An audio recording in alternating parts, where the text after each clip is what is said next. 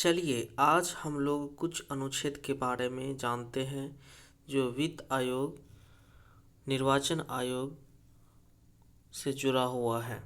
तो हम लोग सबसे पहले देखते हैं केंद्र एवं राज्य के बीच संबंध के बारे में।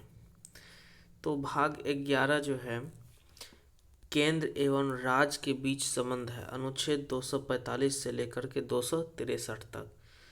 अनुच्छेद 245 एक जो है संसद, ये संसद को पूरे देश के लिए कानून बनाएगी। अनुच्छेद 245 एक के अनुसार ये क्या है कि संसद जो है जब भी कोई कानून बनाएगा वो पूरे देश के लिए बनाएगी। विधानमंडल, विधानमंडल राज्य के लिए कानून बनाएगी। विधानमंडल जो होगा वो राज्य के लिए कानून बनाएगी। ये भी अनुच्छेद 2 के अनुसार है। अनुच्छेद 245 2 के अनुसार।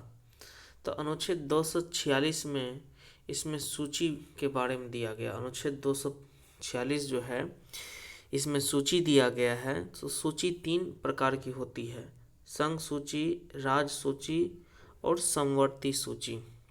ऐसा विषय जो केंद्र सरकार यानी के लिए होता है वो संघ सूची है, यानी पूरे देश के लिए सेंट्रल गवर्नमेंट, और राज्य सूची जो अलग अलग राज्य के लिए राज्य सूची है, और समवर्ती सूची ऐसा जिसमें केंद्र एवं राज्य से जुड़ा हुआ दोनों विषय हैं।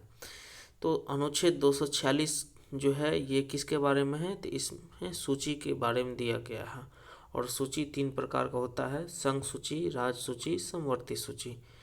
अनुच्छेद 250 जो है ये इमरजेंसी के समय लागू किया गया। कानून तभी तक वैध रहेगा जब तक इमरजेंसी है, यानी इमरजेंसी के समय जो कानून लागू किया जाएगा वो जब तक इमरजेंसी रहेगा तभी तक वो वैध रहेगा। अब अनुच्छेद 264 से लेकर के 301 तक के बीच में देखते हैं।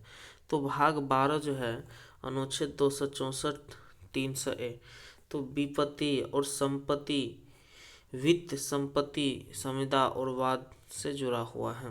तो अनुच्छेद 265 जो है, अनुच्छेद 265 जो है इसके अनुसार बिना कानून बनाए कोई कर टैक्स नहीं लिया जाएगा। अनुच्छेद 265 में क्या बताया है कि बिना कानून बनाए कोई कर यानी टैक्स नहीं लिया जाएगा। अनुच्छेद 280 जो है वित्त आयोग से जुड़ा है।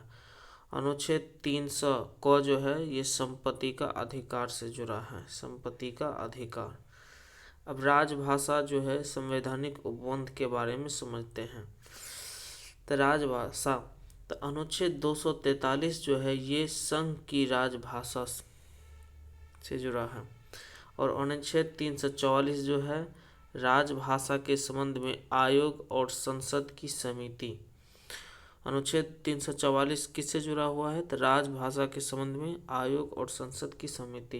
अनुच्छेद 345 क्या है, ये राज्य की जो राजभाषा एवं राजभाषाएं हैं उससे के बारे में है। अनुच्छेद 346 ये क्या कहता है कि एक राज्य और दूसरे राज्य के बीच या किसी राज्य या संघ के बीच न पत्रादि की राजभाषा। तो अनुच्छेद 346 जो है ये है एक राज्य से दूसरे राज्य के बीच या एक राज्य और संघ के बीच जो राजभाषा होगी वो इसी से जुड़ा हुआ है न, पत्रादि के, यानी एक राज्य दूसरे राज्य से संपर्क करता है, पत्र लिखता है, या एक राज्य है न संघ को यानी केंद्र को जो पत्र लिखता है उसकी राजभाषा से जुड़ा आर्टिकल्स है। अनुच्छेद 347 है किसी राज्य की जनसंख्या के किसी अनुभाग द्वारा बोली जाने वाली भाषा के संबंध में विशेष उपबंध है। तो अनुच्छेद 347 जो है ये क्या है कि किसी राज्य की जनसंख्या के किसी अनुभाग द्वारा ने किसी राज्य का जो भी जनसंख्या उसका कोई भी अनुभाग द्वारा जो बोली जाने वाली भाषा के संबंध में एक विशेष उपबंध है, अनुच्छेद 347। अब अनुच्छेद 348 देखते हैं। तो ये न्यायालयों यानी उच्चतम एवं उच्च की न्यायालय जो है उसकी भाषा से है। अनुच्छेद 349 जो है ये भाषा से संबंधित कुछ विधियां जो है अधिनियमित करने के लिए विशेष प्रक्रिया है। अनुच्छेद 350 जो है व्यथा के निवारण के लिए अभिवेदन में प्रयोग की जाने वाली भाषा ने व्यथा जो होता है उसके निवारण के लिए अभ्यावेदन में प्रयोग की जाने वाली भाषा जो है वो अनुच्छेद 350 में है। 350 क जो है ये प्राथमिक स्तर पर मातृभाषा में शिक्षा की सुविधाएं। तो प्राथमिक स्तर पर मातृभाषा में जो शिक्षा की जो सुविधा देती है वो अनुच्छेद 350 क के अनुसार है। अनुच्छेद 350 ख ये भाषाई अल्पसंख्यक वर्गों के लिए विशेष अधिकार है। यानी भाषाई यानी कम भाषा बोलने वाले जो है यानी अल्पसंख्यक वर्ग जो है उसके लिए विशेष अधिकार इसमें है। अनुच्छेद 351 जो है ये हिंदी भाषा के विकास के लिए निर्देश दिए गए हैं। तो हिंदी भाषा के विकास के लिए निर्देश जो दिए गए हैं वो कौन सा अनुच्छेद में है? तो अनुच्छेद 351 351 में ये हिंदी के विकास के लिए इसमें निर्देश दिए गए हैं, अनुच्छेद 351।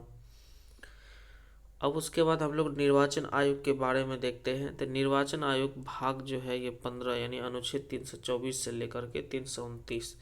तो निर्वाचन आयोग एक संवैधानिक निकाय है जो संसद व राज्य विधानमंडलों के चुनाव, राष्ट्रपति उपराष्ट्रपति का निर्वाचन करवाता है। तो निर्वाचन आयोग क्या है? एक संवैधानिक निकाय है और जो संसद व राज्य विधानमंडल का जो चुनाव होता है, राष्ट्रपति का उपराष्ट्रपति का निर्वाचन करवाता है। अब हम लोग वित्त आयोग देखते हैं। तो वित्त आयोग भाग जो है ये 12 है, अनुच्छेद 280। तो वित्त आयोग का गठन राष्ट्रपति के द्वारा सामान्यतः प्रत्येक 5 वर्षों पर केंद्र व राज्यों के मध्य करों यानी टैक्स के वितरण आदि के लिए किया जाता है। तो वित्त आयोग जो है ये अनुच्छेद 220 देखेंगे। तो वित्त आयोग का जो गठन राष्ट्रपति के द्वारा सामान्यतः कितना? तो 5 वर्ष पर, प्रत्येक 5 वर्ष पर केंद्र एवं राज्य के जो बीच मध्य यानी टैक्स जो लगता है उसका वितरण आदि के लिए किया जाता है। अब हम लोग देखते हैं राष्ट्रीय अनुसूचित जाति आयोग। राष्ट्रीय अनुसूचित जाति आयोग तो ये भाग जो है 16 है, अनुच्छेद 338।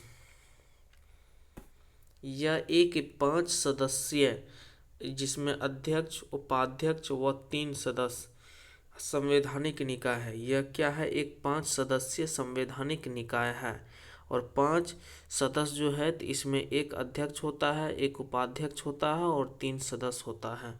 तो इस प्रकार से राष्ट्रीय अनुसूचित जाति आयोग तो यह एक क्या है? 5 सदस्यीय संवैधानिक निकाय है। क्या है? संवैधानिक निकाय है।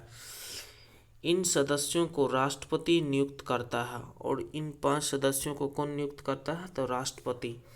अनुसूचित जातियों के उत्पीड़न, अत्याचार वाले मामले या विधायन संबंधी मामलों में स्वतः संज्ञान ले सकता है।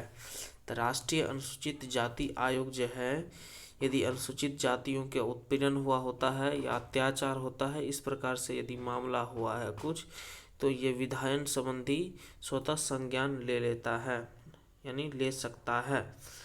इसे सिविल कोर्ट की शक्तियाँ प्राप्त है और इसे कौन सा कोर्ट की शक्तियाँ प्राप्त है? सिविल कोर्ट की। साथ ही अनुसूचित जातियों से संबंधित संवैधानिक प्रावधानों के क्रियान्वयन का निरीक्षण व इससे संबंधित वार्षिक प्रतिवेदन राष्ट्रपति को सौंपना इसका दायित्व है। तो इसे सिविल कोर्ट की शक्तियाँ प्राप्त है। साथ ही अनुसूचित जातियों से संबंधित जो संवैधानिक प्रावधान का जो क्रियान्वयन हो का निरीक्षण या संबंधित वार्षिक प्रतिवेदन जो होता है ये राष्ट्रपति को सौंपना इसका दायित्व है। राष्ट्रीय अनुसूचित जनजाति भाग जो है 16 अनुच्छेद 338 को तो 89वां संवैधानिक संशोधन विधेयक 2003 द्वारा संविधान में अनुच्छेद 338 को जोड़कर इसका गठन किया गया। यह भी 5 सदस्यीय संवैधानिक आयोग है, जिसके सदस्य की नियुक्ति कौन करता है? तो राष्ट्रपति करता है।